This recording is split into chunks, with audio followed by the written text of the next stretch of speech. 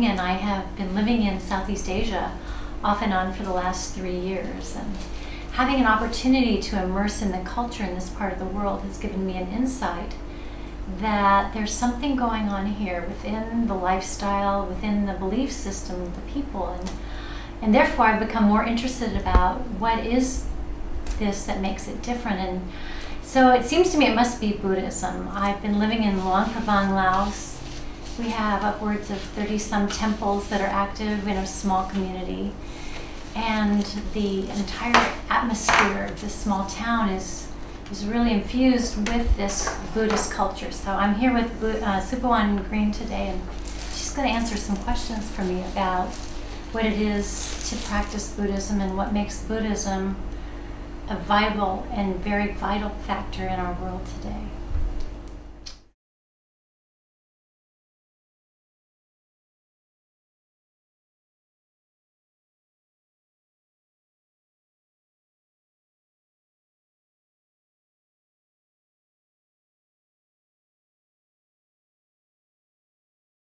I certainly have my own experience with Jerry multiplying in on my own experiences and taking over, and next thing you know, I would call it, I would call it the dog being wagged by the tail, where the Jerry energy would become so massive that it had control of me, and sometimes it would last for a long time. So Jerry been order you to do this and that all the time. Exactly. And I couldn't get it. And then you react upon it. Exactly. And I would be unhappy. I would be suffering. So so very much so. What happened? Your mind is just like that, racing, or like this, racing. Did you have the kind of day that you are resting in physically? You are resting in your favorite sofa, okay?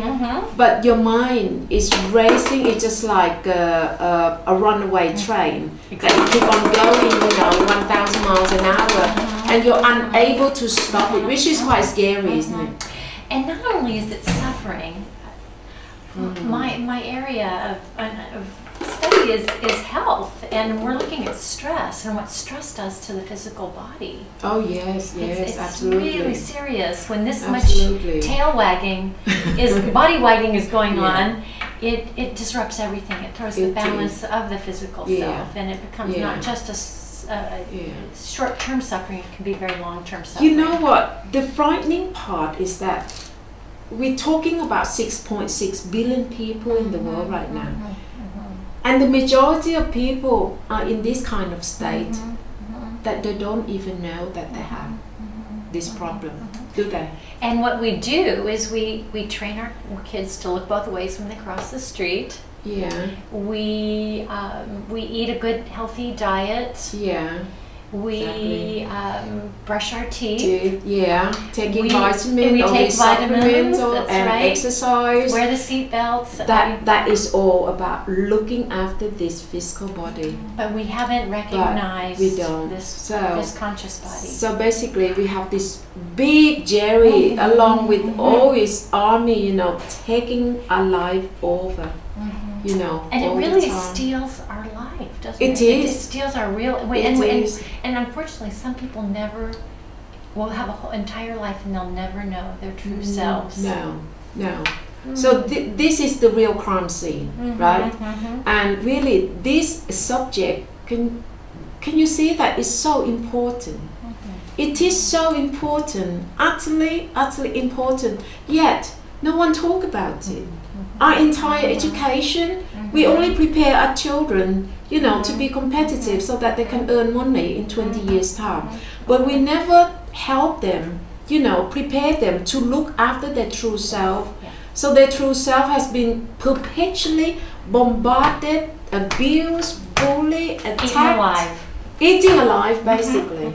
Eating alive by our own enemies. Yet no one talk about it.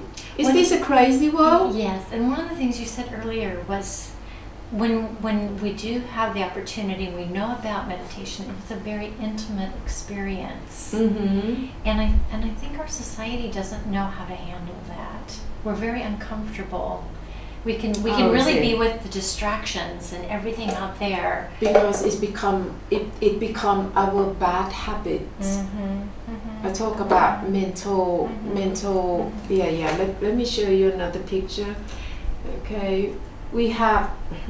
I haven't got that picture yet.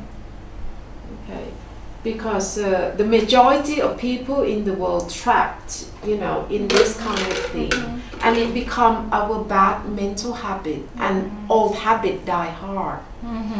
Okay, so trying to get them to get out from here is something completely new, and it can be quite a struggle at first. Is that what you're trying to get at now? Yes, that, and we just never get to know ourselves. And then we add to the equation, we've got people in this frame of being trying to have relationships. And the true people never really get to connect. Because the real person never... That's it. Yes, because the real person... Because everyone got their own Jerry. Everyone got their own Jerry, because everyone got different perceptions. Exactly. Different perceptions have their own Jerry, and everyone live up to what their own Jerry tell them. And then this makes the relationship very difficult. So it takes intimacy that is never developed with the self, and it never becomes developed among other people, because we haven't discovered that part of ourselves. We haven't taken the tools or taken the time or had the opportunity to have those tools, so that we can have a fuller, richer life in reality, in the truth. What is it? The absolute truth. Yeah. So I mean, what happened is that if people can take away of all this Jerry, and then discover their mental self or their true self, this is the beginning of the true wisdom, of the true knowledge, which can lead you to the ultimate truth of the innocent perception. And only in this state of mind that people can really know how to love. You cannot love if you cannot really find true love if you still have all this Jerry, carry you, take you for a ride like that. Because ultimately, Jerry will tell you to love yourself, and it will be very difficult to love another person, truly love another person, because all this Jerry won't allow you to.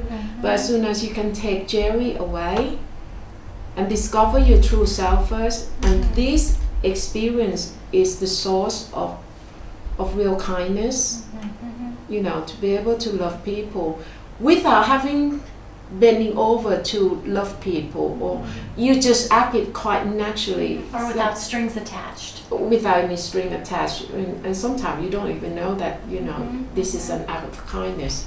You just don't talk about it, but you act it, act upon it.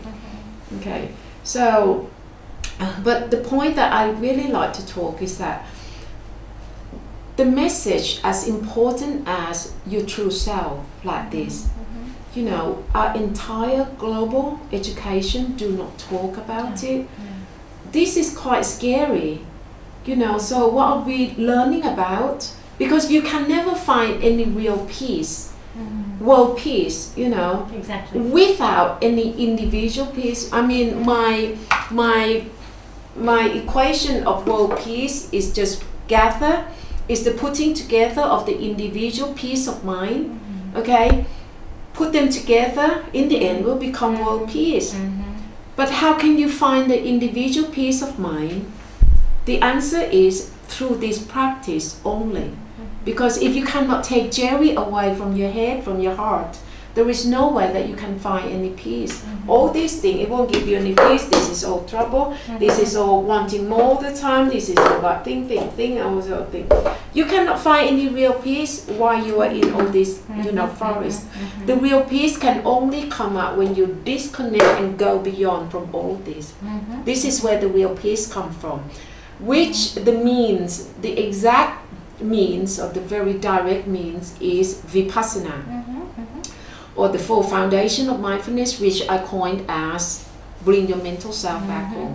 So bring your mental self back home is a very direct route for the individual to find the inner peace. As simple as that. So if everyone, okay, people who walk the street can have time to do this practice, of course they can find their inner peace in no time at all. They can be in full control of their mind whenever they want to be angry or resent or jealous or envy or greed about anything, you know. They'll be aware of all this, you know, jerry, and they can stop it because they have the means to stop it. Just bring your mental self back home and then it will stop. You're in control, and then you find the peace. Okay, so if everyone can do this, well, peace is just on the doorstep. Very easy, but I don't know what all this world government they are talking about when they talk about world peace, go on, make more missile, that kind of thing. That is stupid, that is silly. When you say control, the word that comes up for me is empowerment. Yeah. It's really offering empowerment to individuals to have that means of control. Yeah, yeah. And which is very important. It is hugely important for us to have the experience of world peace. It's not going to happen any other way. No. Which means that global education must recognize this knowledge, this skill, you know, about bring your mental self back home, the 4 foundation of mindfulness. We must do this. And then this actual practice, when people actually do it, is so pragmatic and is so scientific based, because you just simply know your breathing, movement and sensation. There is nothing religious about it at all. You can use Tai Chi, Qigong. It's an you can do use yoga, you can use Tai Chi, you can use your, you know, I even start the massage and meditation, using massage to do this practice. Okay, which is wonderful. I teach it in Germany, and my students love it. And they try it with the German customer who know nothing about meditation or anything, but I give them 10 things that they have to, you know, read before the session, you know, about breathe deeply, about closing your eyes, breathe deeply, and then notice all these things, you know, and it worked. It worked. My students said that 80% of the customers who come in who know nothing about meditation, but they end up feeling better after the massage, the meditation session. So that's why I know that it can work. This practice, it can work globally, internationally. Only if we can get this message out to people. There's a real priming for change, and I think some of the disasters and the catastrophes that we're facing serves as a wake up, and I say that as a call to hope for myself, that it isn't all lost because of my own experience. In my own way, I have tools I didn't have 10 years ago. Am I a master at this? No.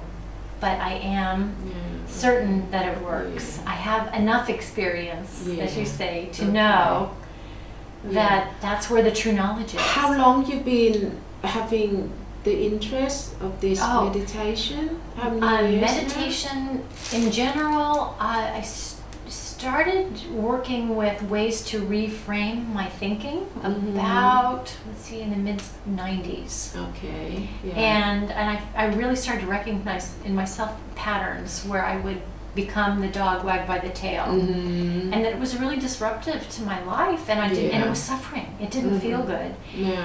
What I notice now, so that's been happening now for how long is that? That's almost 20 years. What's happening now is when I do slip out of synchronicity, or I slip out of sync, it feels really bad. So the suffering really is really it's a wake-up pronounced. call. Yes. So I can't get away with little bits of suffering, because little suffering doesn't exist anymore. It's like a hammer being hit on my head. So I really feel the difference. You have to go back. So that I want to race right back to what I know I prefer. That's it. And that's so I really do feel, because For me, it was suggested to me 15, 20 years ago that the best thing for me to do would be to learn to meditate. Yeah. And I literally wept because I could not sit still. No. Because I had so many Jerry's piled up here, just eating away at me, and no tools to get them off. That's it. And I was just fortunate. It wasn't even by my plan that I started a practice that included movement and breathing. And then after taking my own sweet time to get to the end of it and start to see results, it didn't happen immediately. It took some perseverance. Then I went back and tried sitting, just doing a stillness so that my true self could come forward and be available. I was so surprised to find that she exists. Yeah. Because I had a and terror. how good it felt. Yes, and I had a terror through my earlier years that it didn't exist, that I was broken, I was not complete. We talk about the young woman who suicided because she felt she was fat and ugly. I felt there was no conscious self inside. So this was huge to find out that I was wrong, and that these tools are so basic, but so profound. It is.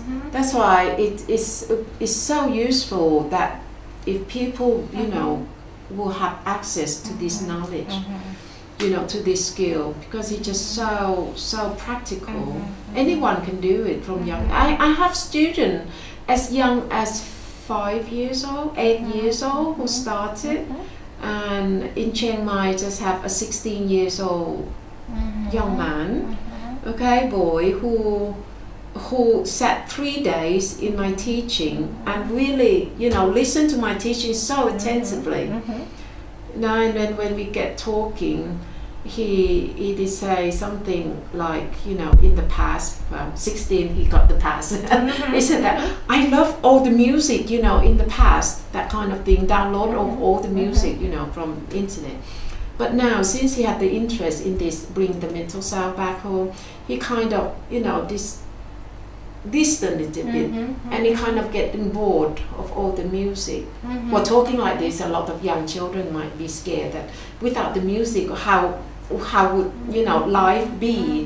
How can you find any entertaining, any, you know, any joy in life? But he can do it. Yes, then they can, and one of the things, and it is happening in little isolated incidences. I had a primary school, or a nursery school in just outside of Portland, Oregon, that agreed to try something, and I created a curriculum for meditation for preschoolers.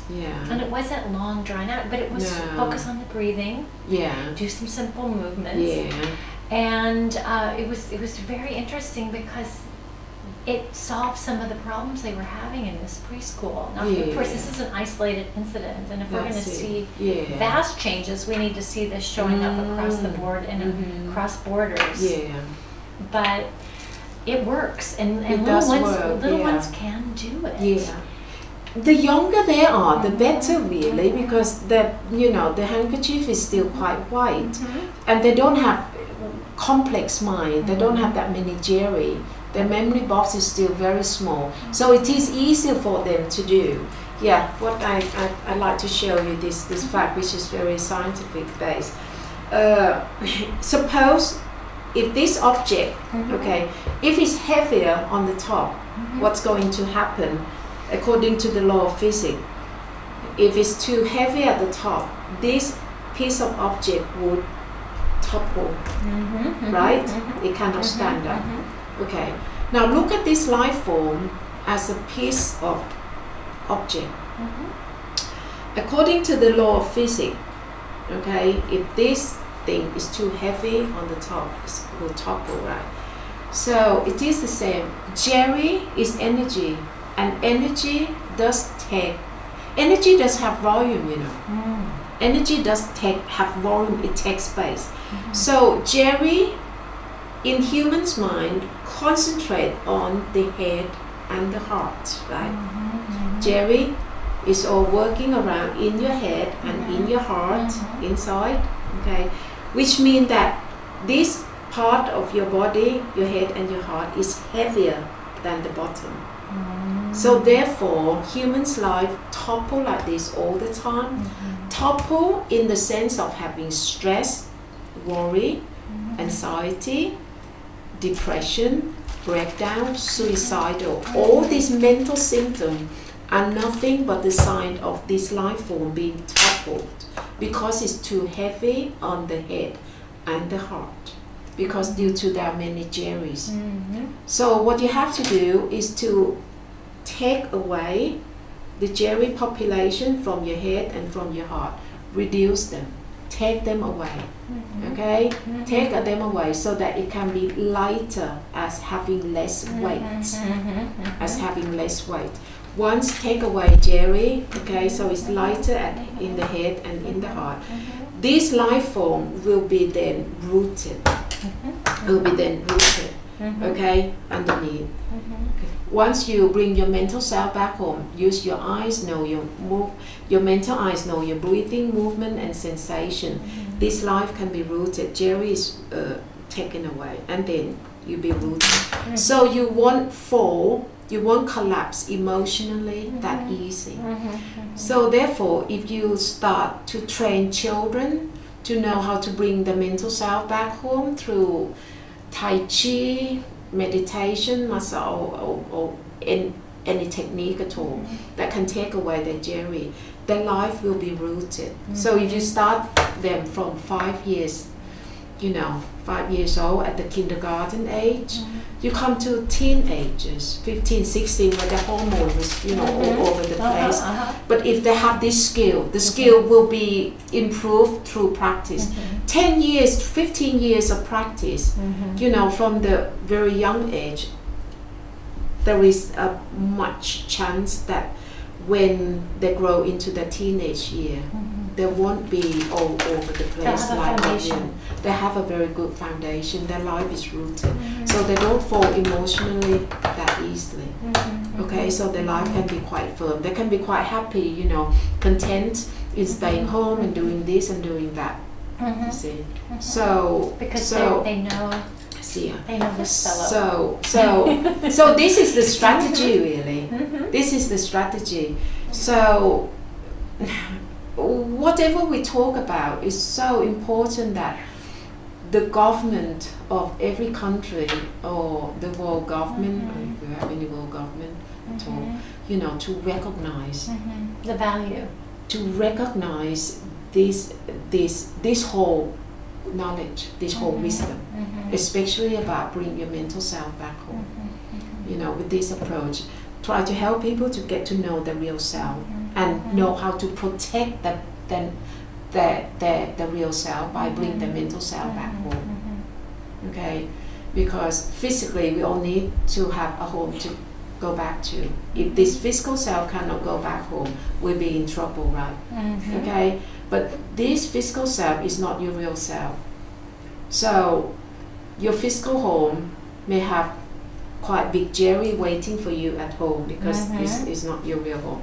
But if you know your mental self and know that your mental self is your true self and are able to bring your mental self, your true self, back to the home where it is safe, this is the ultimate happiness, the ultimate bliss, peace of mind. Okay, and the home for your mental self to return is nothing more than your breathing, your movements, and your sensations, which the detail, it got to be, people got to be able to attend my teaching. I can guide you into that, into that practice. Okay. Okay. Yeah. Thank you. Talking.